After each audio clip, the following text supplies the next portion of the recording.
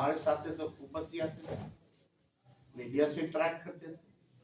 आज क्या परिस्थिति बन गई कि मुख्यमंत्री को हाईजैक कर लिया गया, या कोई किसी की सुन नहीं रहा है।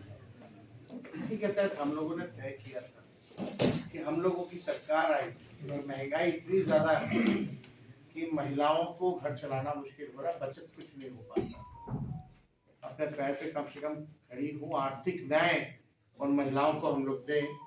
इसलिए माई बहन मान योजना के तहत हम लोगों ने घोषणा किया है और ये प्रण है कि उन महिलाओं को सरकार बनते ही 1 महीने के भीतर इस योजना की शुरुआत कर दी जाएगी और हर महीने प्रति माह 2500 रुपये उनके खाते में जाएगा। इसी के तहत हम लोगों ने तय किया कि बिहार में बिजली जो है देश भर में सबसे ज्यादा महंगा बिहार में बिजली मिलता है, तो 200 यूनिट फ्री में बिजली हम लोग जो है हर घर लोगों को उपलब्ध कराएंगे।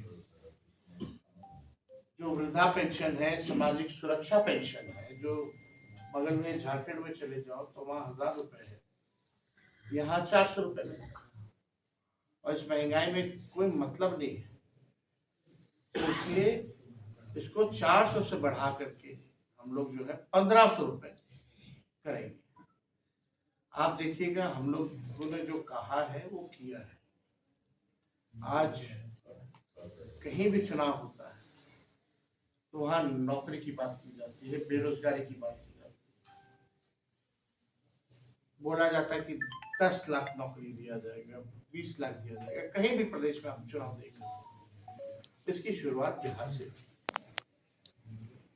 हम लोगों की सरकार नहीं बनी, कुछ सीटों से हम लोग रह गए, लेकिन जब 22 में दोबारा मुख्यमंत्री उधर से छोड़ करके इधर आए तो हम लोगों की जो महागठबंधन की सरकार जो 17 महीने चली, उसमें 5 लाख लोगों को हम लोगों ने सरकारी नौकरी दी।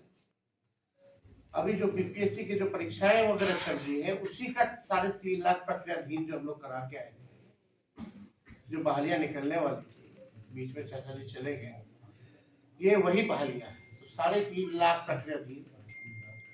देश में पहले ऐसा कहीं नहीं हुआ कि गांधी मैदान, जहां आज एनडीए की सरकार छात्रों पर लाठी मार रही है, लोगों के चेहरे में आंसू है, वही गांधी मैदान उन 17 महीनों में 3 महीने के भीतर बिना पेपर लीक हुए लोगों के हाथ में नियुक्ति पत्र वितरण हम लोगों ने किया।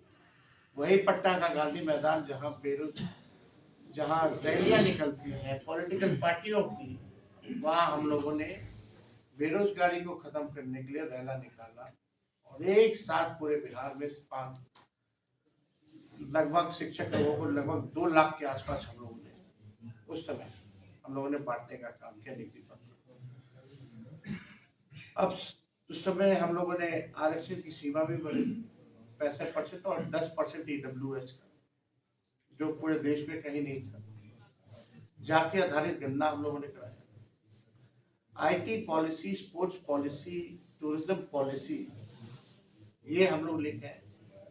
20 साल से सरकार को खबर ही नहीं था कि आईटी पॉलिसी की भी जरूरत है, टूरिज्म पॉलिसी की भी जरूरत है, स्पोर्ट्स पॉलिसी की भी जरूरत है। जो पढ़ाई किया उसको भी हम लोगों ने नौकरी दिया 17 महीने में, और जो खेला कूदा, जो बिहार के लिए, देश के लिए जो मेडल लाया, उसको भी स्पोर्ट्स नीति के तहत हम लोगों ने डीएसपी तक हम लोगों ने उन 73 खिलाड़ियों को, जिन लोगों ने मेडल लाया था, उनको नौकरी देने का काम। समान काम समान वेतन के लिए लगातार कई सालों से नीतीश जी के राज में डंडे खा रहे थे नियोजित शिक्षक। 4.5 लाख नियोजित शिक्षकों को हम लोगों ने राजकीय कर्मी का दर्जा दिया। हम लोगों ने 50,000 करोड़ का निवेश बिहार में ला करके एमओयू साइन कराया। तो हम लोगों के 17 महीने के काल में जो काम हो रहा था, आज बीजेपी के 2 उप मुख्यमंत्री को एक काम बता दो इन लोगों ने किया, एक बहाली नहीं निकली, और निकल भी रही है तो उसमें आप हालात देख सकते हैं क्या है। हमारे आने से पहले सरकार में पेपर लीक, जाने के बाद पेपर लीक, छात्र जो है आंदोलन कर रहे हैं, सरकार जो है लाठी चार्ज कर रही है इस ठंड में, अन्याय कर रही है लोगों के साथ। तो आप समझ सकते हैं कि बिहार में यहाँ कोई सरकार नाम की चीज नहीं रही। ये इसलिए कहना पड़ रहा है क्योंकि माननीय मुख्यमंत्री जी मौन है।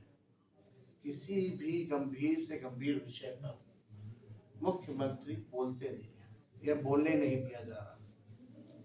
हमारे साथ से तो उपपति आते थे, मीडिया से इंटरेक्ट करते थे।